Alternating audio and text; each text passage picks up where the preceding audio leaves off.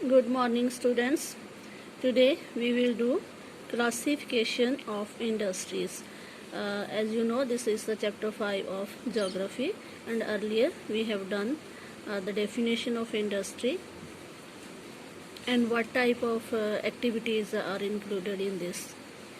Today we will see how the industries are classified. Industries can be classified on the basis of raw material, size and ownership. तो raw material मतलब कच्चे माल के ऊपर आधारित, size और ownership, ये तीन चीज़ें रहती हैं जिनके ऊपर इंडस्ट्रीज़ जिनमें बटी होती हैं industries. Number 1 is raw materials. Raw material मतलब कच्चा माल। तो इंडस्ट्रीज़ में भी agro based, mineral based, marine based and forest based depending on the type of raw materials they use.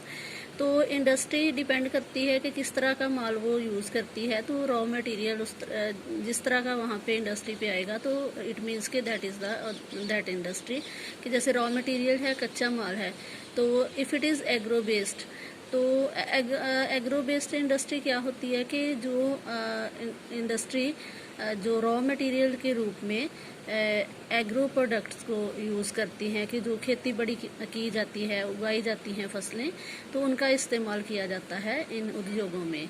Mineral based क्या होती हैं, जो खनिज पदार्थ होते हैं उनके आधारित पे जो इंडस्ट्रीज रहती हैं।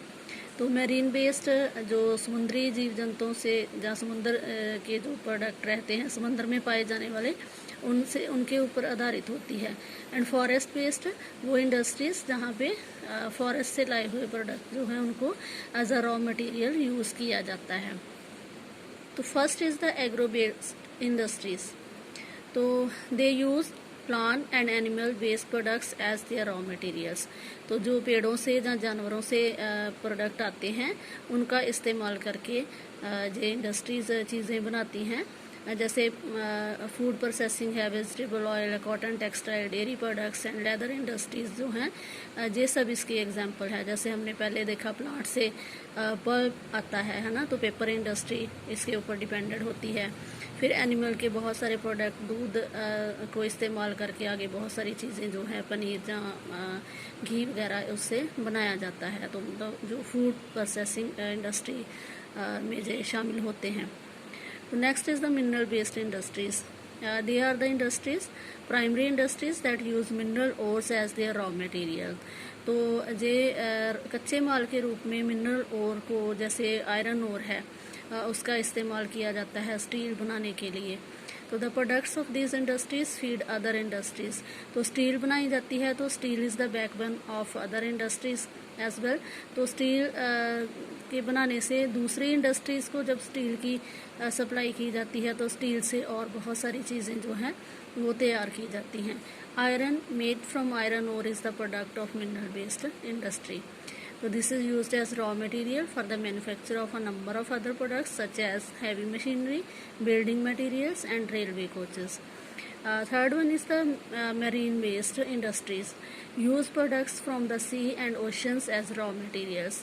तो जो समुंदर से चीज़ें हासिल होती हैं उनका इस्तेमाल करके तो ये चीज़ें तैयार की जाती हैं इस इंडस्ट्री में। तो इंडस्ट्रीज प्रोसेसिंग सी फूड और मैन्युफैक्चरिंग फिश ऑयल और सम एग्जाम्पल्स। ठीक है, तो सी फूड जो है वो समंदर से लाए हुए जो जीव जंतु हैं उनसे तैयार होता है। फिर फ़िश ऑयल तैयार किया जाता है। फिर फ़िश ऑयल जो है वो मेडिसिन में भी यूज़ किया जाता है। Next is the forest based industries. Utilise forest produce as raw materials.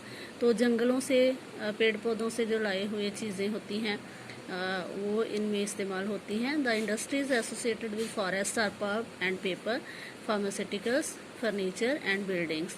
तो जैसे पल्प पेपर इंडस्ट्री में इन्वॉल्व रहता है पेपर बनाने के लिए। फिर बहुत सारी दवाइयाँ बनाई जाती हैं, फर्नीचर तैयार होता है एंड बिल्डिंग्स बनाई जाती हैं फॉरेस्ट बेस्ड इंडस्ट्रीज़ में।